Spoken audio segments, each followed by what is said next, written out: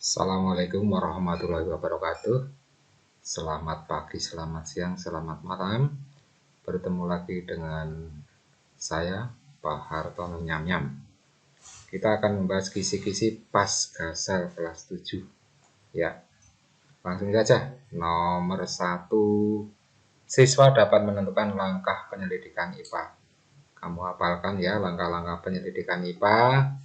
1. Pengamatan atau observasi. 2. Inferensi atau kesimpulan. Dan 3. Komunikasi. Kemudian kisi-kisi nomor 2, tabel besaran pokok ya, dihafal seperti yang sudah tertera di gambar ya. Kemudian kamu hafal ya, yang biasanya itu ada nama besaran panjang, satuannya meter, alat ukurnya mistar, penggaris jangka sorong mikrometer, skrup.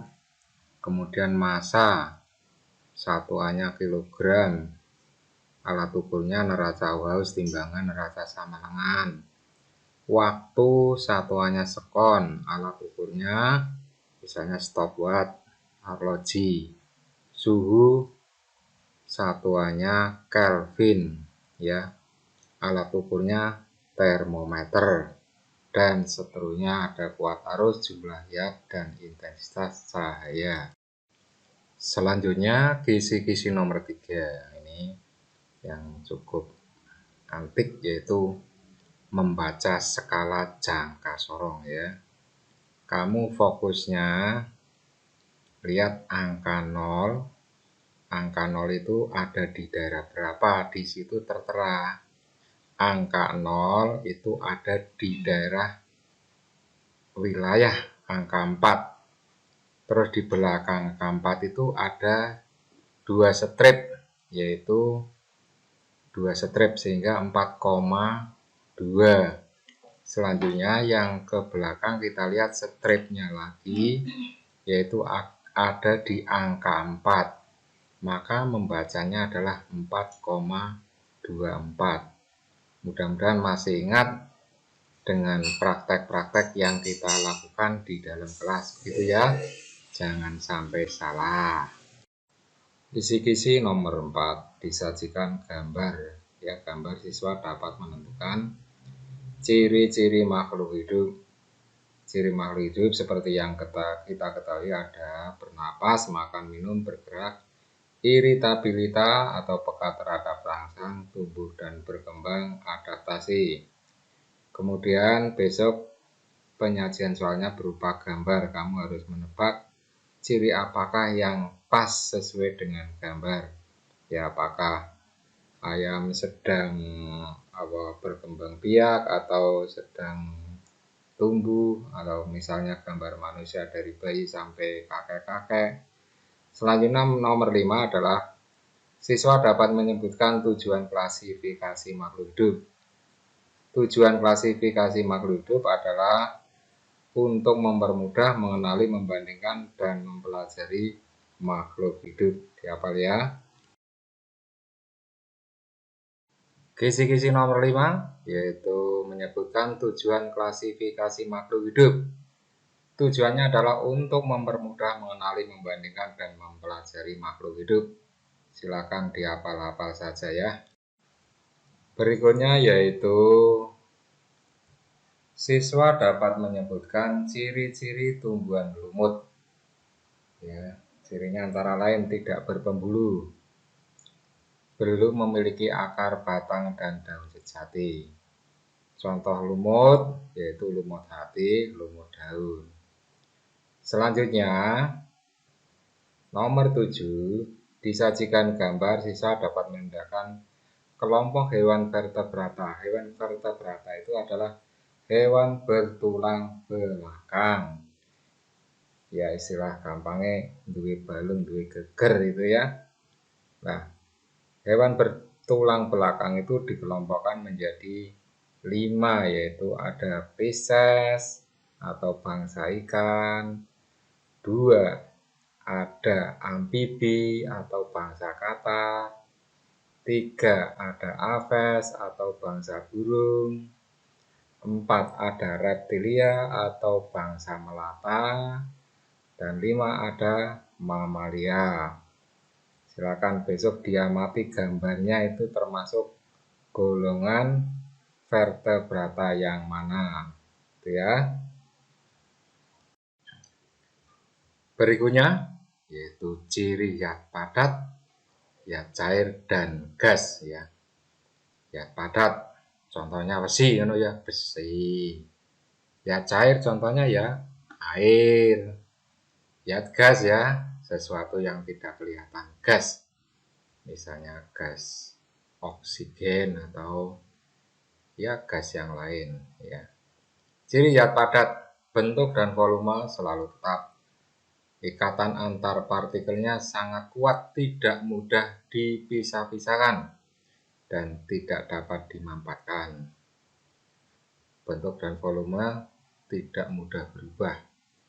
Kalau ya cair, bentuknya selalu berubah-ubah sesuai wadah, tetapi volumenya selalu tetap. Susunan antar partikelnya kurang teratur dan agak renggang, sehingga mudah dipisah-pisahkan, tetapi akan kembali pada bentuk semula, ya, atau kembali ke kelompoknya.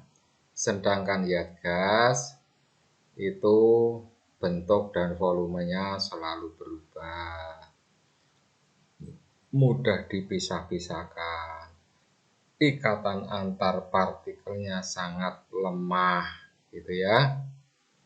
Bisa dibaca di sini ya.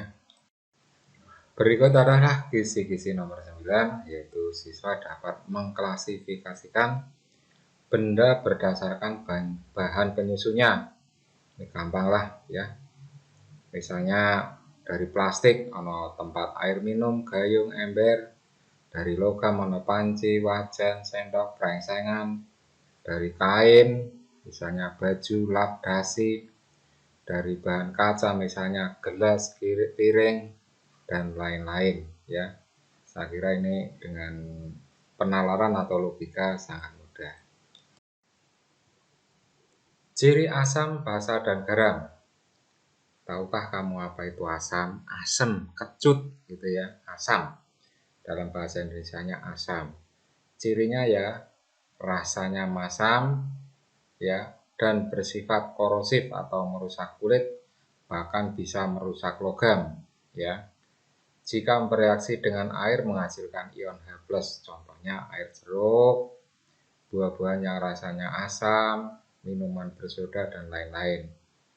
Kemudian basa ya, basa ciri-cirinya bukan basah ya, basa, B-A-S-A.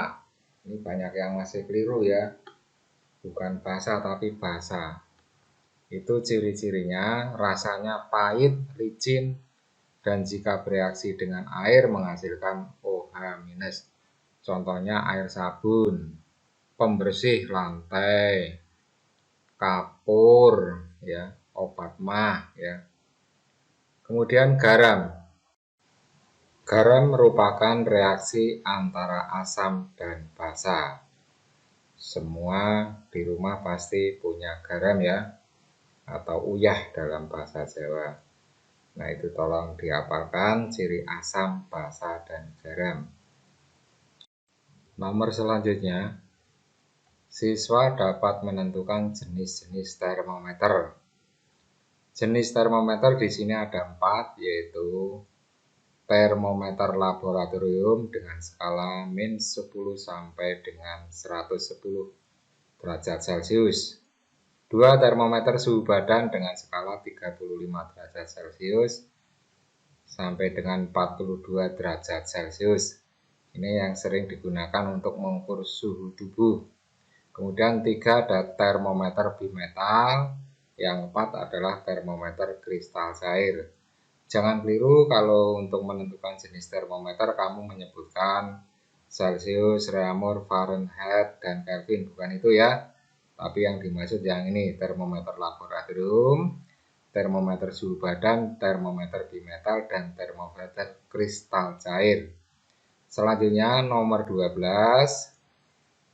menyebutkan kelebihan dan kekurangan alkohol sebagai pengisi termometer ya cair.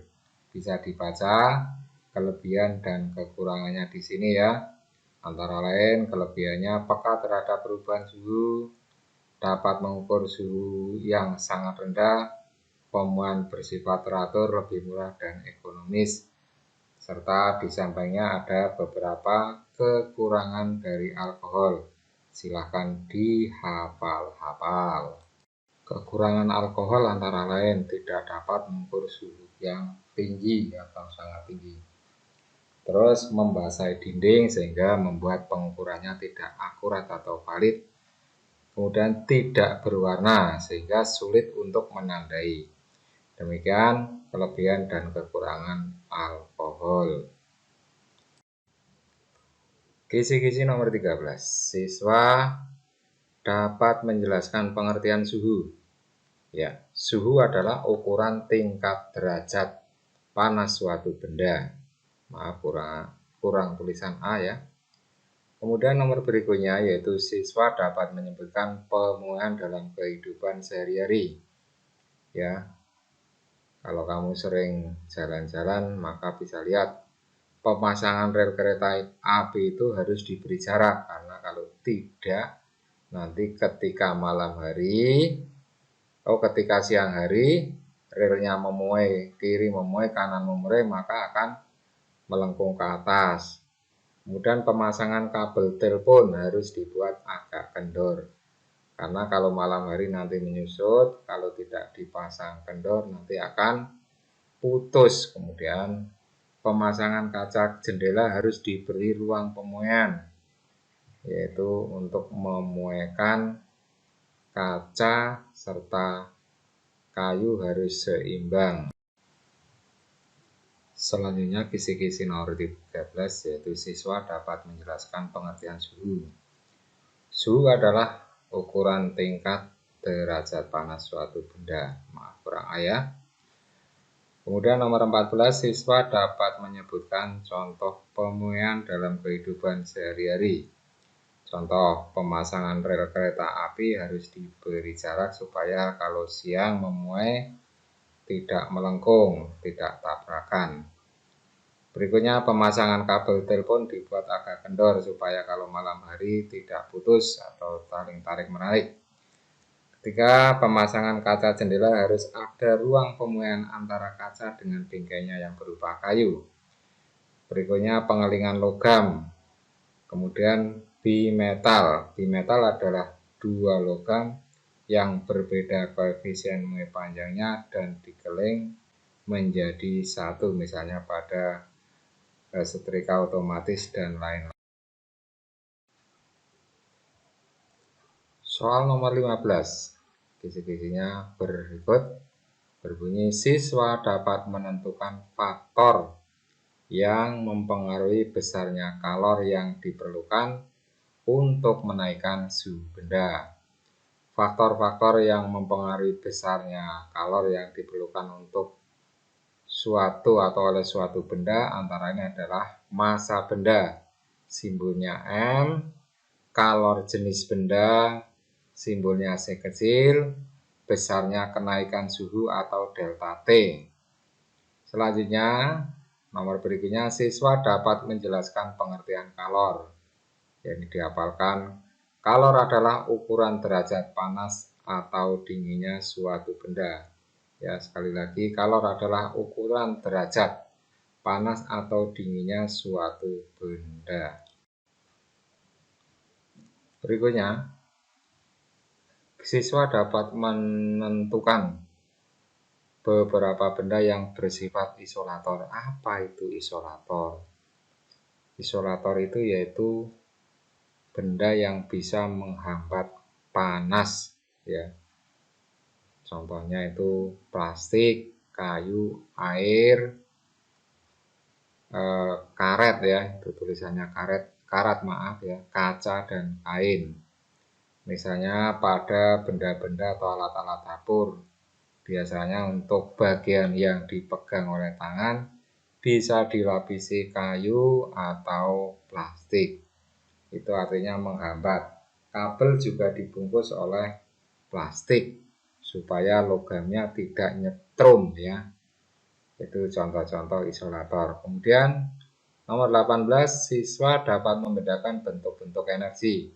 Bentuk energi itu ada energi kimia, energi listrik, energi bunyi, energi panas atau kalor, energi mekanik, energi potensial gravitasi, dan energi potensial elastisitas. Selanjutnya bisa dibuka buku ya, bentuk-bentuk energi. Nomor 19, siswa dapat menyebutkan hasil percobaan fotosintesis. Apakah itu fotosintesis?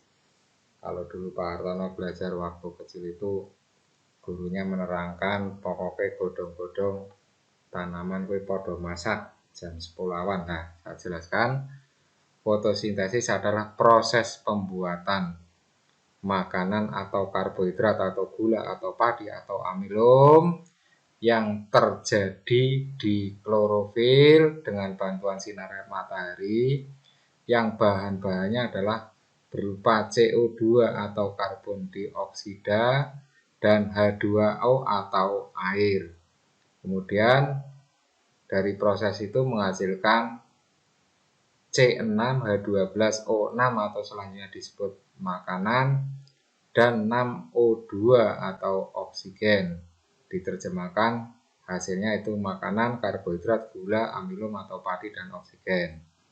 Selanjutnya nomor 20, siswa dapat mengetahui penyakit yang ditimbulkan akibat kekurangan protein, misalnya busung lapar atau HO hongerodem, kwashiorkor, dan marasmus.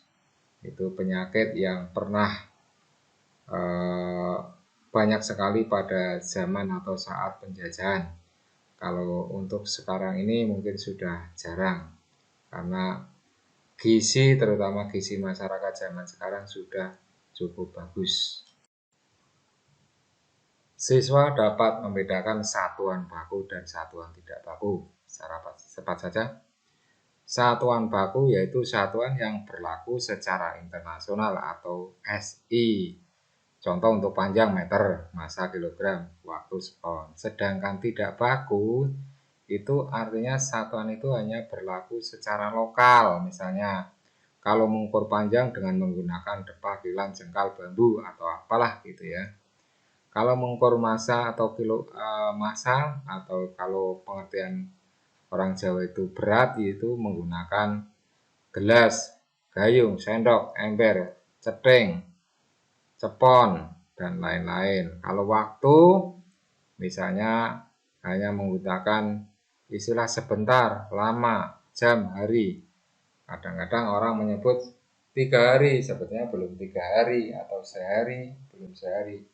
Namanya sehari yaitu misalnya hitungannya jam yaitu 24 jam. Itu antara lain ya.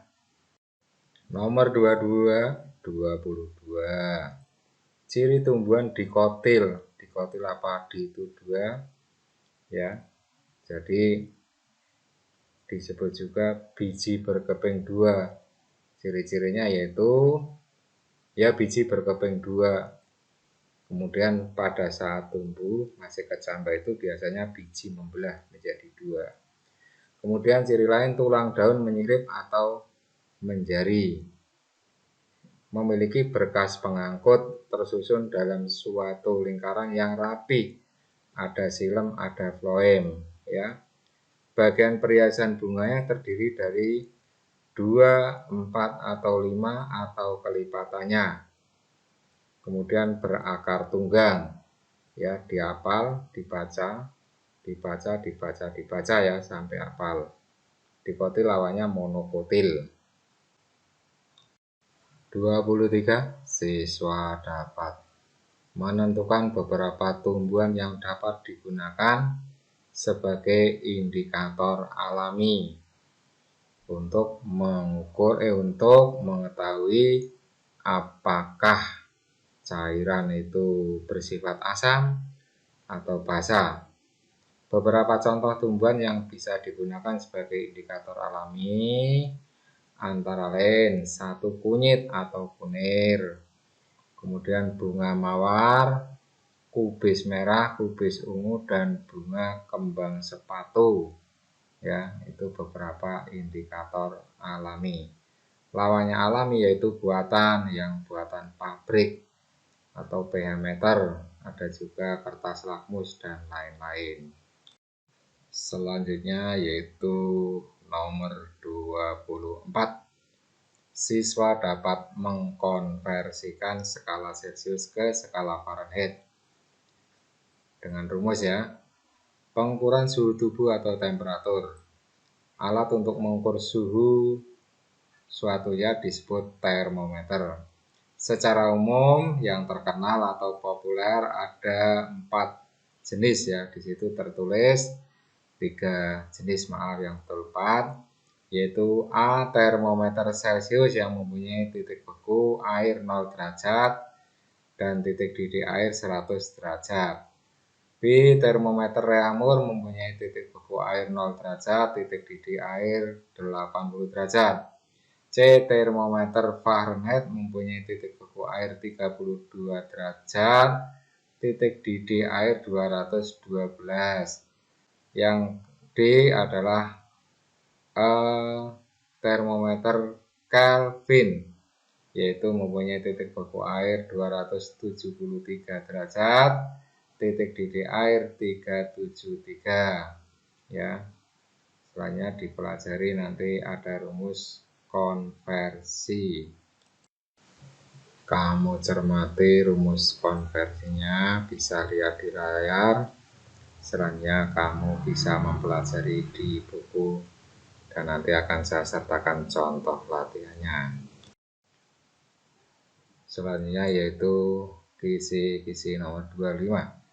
Siswa dapat menentukan cara perpindahan kalor. Perpindahan kalor terbagi menjadi 3, yaitu konduksi atau hantaran, yaitu perpindahan panas yang melalui perantara tetapi tanpa perpindahan zat. Misalnya kita memegang panci yang sedang di atas kompor, maka kita ikut merasakan panas. Kalau pancinya tidak ada pegangan yang bersifat isolator.